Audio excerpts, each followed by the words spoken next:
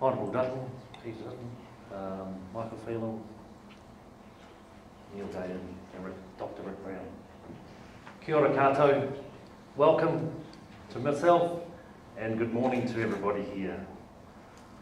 It's a great privilege from New Zealand to come to Australia and share a little bit about what is an absolute daunting problem. And I'm sure with what Dan has shared and perhaps a little bit what I share, we'll realise to a great extent the enormity of the issues that we face in this area. I want to acknowledge that there's a huge amount of experience, both in law enforcement and in this area, working in the room today, and we get the benefit and take advantage of the benefit of the experience, particularly today if you want feedback.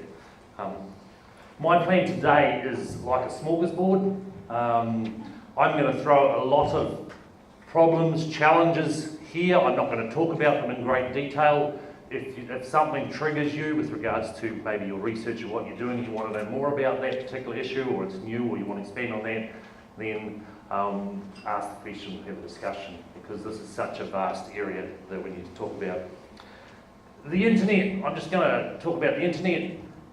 I view, probably an analogy, as like a fire.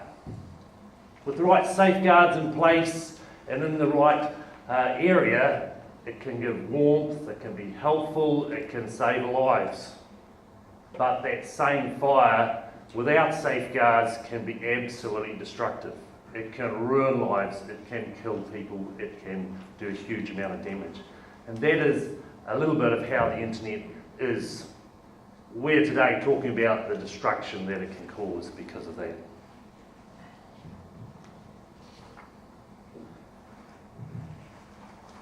I'm going to go quickly a little bit about the New Zealand Police journey, what we do in New Zealand, which is, then we'll talk briefly about offending and technology trends. What are the challenges? And as already been said today, every child exploitation is a picture of a crime scene. Some child has been a victim in every one of those occasions. And we're about protecting our most vulnerable. Here's what I see as a pyramid of offending. At the bottom, we have our simple viewers, people that view child exploitation material, largest number, and pretty much anybody can access that. Then you come to the open traders, the ones a little bit narrower that will trade on a person-to-person basis. They will trade in child exploitation material, they will give it, and that happens on the open end. Then you come to the closed traders, less of those. They will only trade in child exploitation material once they are satisfied who the trader is they're working with. They'll have a password protected aspect, and so they will trade with that person once there's a degree of security and trust in that person. And then you get to the experts, the ones, most of these are within the dark net, they're completely anonymous, and they are the ones that drive the business. In New Zealand, in 2009, we created a dedicated task force. It's called OCEANS. Probably it's an acronym for Online Child Exploitation Across New Zealand. Makes it nice and easy to remember, but like ACE, I had the privilege of going to the ACE base yesterday and enjoyed that. Look forward to working with ACE and the states here. Obviously, this is a specialised area. There's a need for subject matter experts for online. Police often, perhaps in New Zealand, maybe not so much here, I don't know quite so well, we are generalists in that sense, but this is quite a specialised area, so we need to be specialised. The goal is to identify and protect child victims and identify and prosecute offenders. We're involved in liaising advice with our districts and international agencies. And it's been mentioned here, and I reiterate, partnerships is what it's all about. And then we also maintain an important covert presence within the internet. Just looking a little bit of offending trends, and they're vast, and the list could just go on. I'm just going to throw a few images of children are becoming younger, that's also been mentioned. Women are becoming more violent. As transnational sex offenders move to new locations, and the internet and broadband becomes available in those places, Africa, South America, Pacific, more images of children in these areas are going to begin to surface.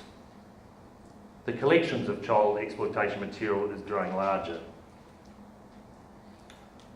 Social networking sites like Facebook are still being used to groom children. And I was just reading this morning actually of an offender who was going to children chat rooms in that sense and engaging with them in a chat room, portraying himself as a young person, and in a period of 2 years he connected with 9,000 children. Once he got the communication, he encouraged them to go offline to another site where he could have communication with them.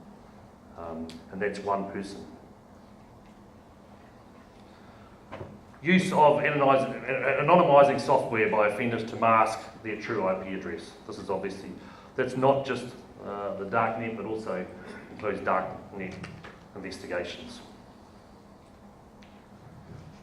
There's a huge increase in the mobile prepaid technology used to access the internet. Cloud storage becoming increasingly popular. No longer are they putting it on their own hard drives in their home locations. They can now store it, anonymise it in the cloud base, in the cloud. Data retention issues with internet service providers. I don't know how it is here, but our internet service providers, there's no requirements for them to hold data for any length of time, and with the backlog and the volume of work comes through, it can sometimes take enforcement agencies us time to get to it. By the time we get to it, to go to the providers, the data has been lost or they didn't keep it. You know, it might be some only a week, some might be 1 month. So that's a huge issue. When we get to that, we want the data. And then obviously multiple customers being allocated the same IP address, identifying who was actually supplying or obtaining child exploitation material. Types of investigations, you've heard of all these. I won't go through explaining what they all were unless you'll be asked later. Sexting, sextortion, self-generated imagery, live streaming of child abuse. This is an extremely hard one to investigate, because unless they're recording the live streaming, there's no record there that happened, other than maybe a small money transfer through PayPal. We recently picked up on one, and it was sort of like 30 New Zealand dollars per session, which is not a huge amount, wouldn't raise an alarm, and that was for the Philippines. So it was just a huge problem, and it was picked up, you know, and then we had to look at a pattern of behaviour, how often was using, and that person eventually was caught and is now doing 12 years in prison. Online grooming, I mentioned that before, that's a huge one, and the offenders are making use of being able to access, being anonymous in that sense, and then graduating the rapport. Darknet investigations, there's a lot of this work goes on in the open net, as you would know. The only difference with darknet is there's a degree of anonymising, but you ask any law enforcement agency, there's a huge amount goes on in what we call what the open net is. Most of the work goes on there. In that sense, the only difference in the darknet is they can anonymise, become anonymised. So, and then supplying or making child exploitation material. Challenges, access. Everyone pretty much, as mentioned, has a smartphone, availability of it, not only of the phone and access to the internet, but a camera, you know, on the phone. So you take a photo, you can immediately upload it, download it. Ignorance or innocence, and this is an education aspect. So many of our young people and children of today don't realise once they've sent something, they might have sent it to their boyfriend, girlfriend, they've lost complete control of it in that sense. And there is a huge amount of understanding, because they know who they're sending it to, because they trust that person, they think it's okay. And that's a huge area to educate the young people regarding this. There's the anonymity. Both the children themselves believe they're anonymous for that if they're uploading imagery, but obviously the offender can get a degree of anonymity. What used to be offending that he had to do out in the public arena, he now can be anonymous and do it online. Technology is a huge issue is advancing so fast. I don't need to tell you guys this, and with that technology comes the issue with legislation. I'm not completely over what's in Australia, but in New Zealand we're playing catch up. You know, the internet has developed so fast, and suddenly our laws that were created in 1950 or 1960 don't really fit with how we want to action things today and resolve things today with the way the world's become so small with the use of the internet. Our investigation techniques as investigators have to change. There's less of the face-to-face interaction, and now we're having to do a lot online and change how we investigate. The volume of work, this has been discussed, this is huge with regards to the ferals coming in, and this is just from America, from the National Centre for Missing Persons and Exploited Children. All the social medias, there's a law in America that they have to, if they come up with any CEM, child exploitation material, they have to notify this agency in America. It's called a cyber tip report, and then that is forwarded around the world to wherever the IP addresses that were being used. So New Zealand gets a phenomenal amount. Dan's just shared how the volume you guys are getting in here. It's just amazing. And as soon as you find out about it, now we're aware, now there's a risk here, we need to be looking to manage it. And when there's high volumes, it's a huge pressure on the staff that are receiving this.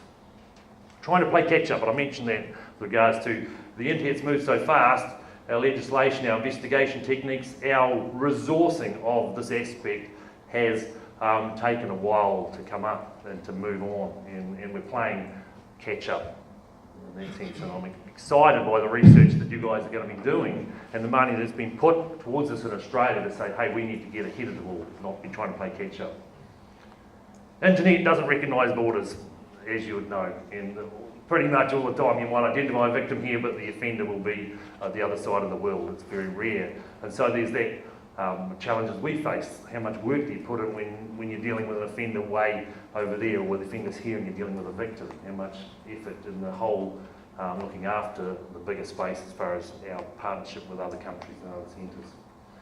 Then I talk about different country responses. There are obviously different police forces, and sometimes requests can go to other police forces and it gets lost in that sense. So it's quite a challenge that, as far as that's concerned. It's great, we have a great relationship with Australia as far as the work that gets done, and vice versa.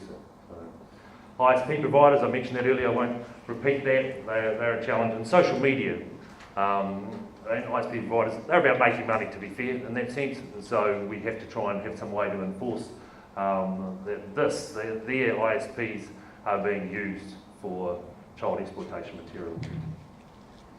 And this is all about protecting children. The worst thing that we can do, I've said there's a huge problem, we're keen to make a difference. I'm excited that you guys are involved in this research and some aspects that we can look at, but the worst thing you can do is do nothing. Thanks very much.